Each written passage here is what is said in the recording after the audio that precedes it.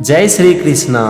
आज हम समझेंगे श्रीमद् भगवद गीता के 5वें अध्याय का 29वां और अंतिम श्लोक। इस श्लोक में भगवान श्री कृष्ण अर्जुन से कहते हैं, भोक्तारम यज्ञ तपसाम सर्वलोक महेश्वरम सूर्दम सर्वभूतानाम ज्ञात्वा माम शांति मृच्छति।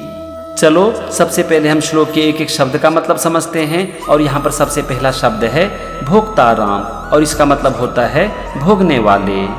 फिर है यज्ञ तपसाम और इसका मतलब होता है सब यज्ञ और तपों का। इसके बाद है सर्वलोक महेश्वरम और इसका मतलब होता है संपूर्ण लोकों के ईश्वरों का भी ईश्वर।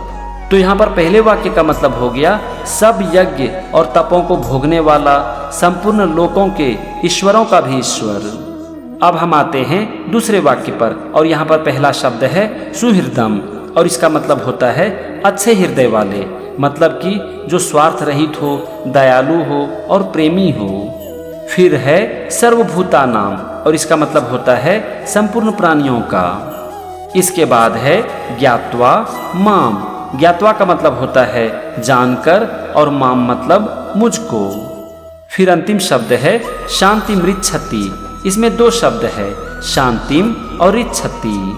शांतिम का मतलब होता है शांति को और इच्छति मतलब प्राप्त करता है। तो यहाँ पर दूसरे वाक्य का मतलब हो गया मुझको संपूर्ण प्राणियों का सुहृदय जानकर शांति को प्राप्त करता है।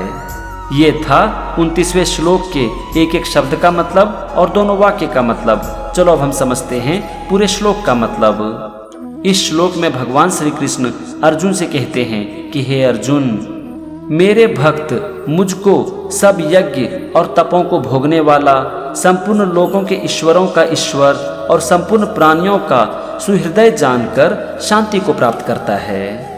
भगवान यहाँ पर कह रहे हैं कि जो मेरे भक्त होते हैं वे संपूर्ण यज्ञ और तपों को मुझ में अर्पित कर देते हैं, मुझे संपूर्ण लोकों के ईश्वरों का ईश्वर मानते हैं और मुझे संपूर्ण प्राणियों का सुहृदय मानते हैं, और ऐसे लोग शांति को प्राप्त कर लेते हैं। तो ये था श्रीमद् भगवद गीता के 5वें अध्याय का 29वां श्लोक और उसका मतलब। और यहाँ पर श्रीमद् भगवद गीता का 5वां अध्याय खत्म होता है।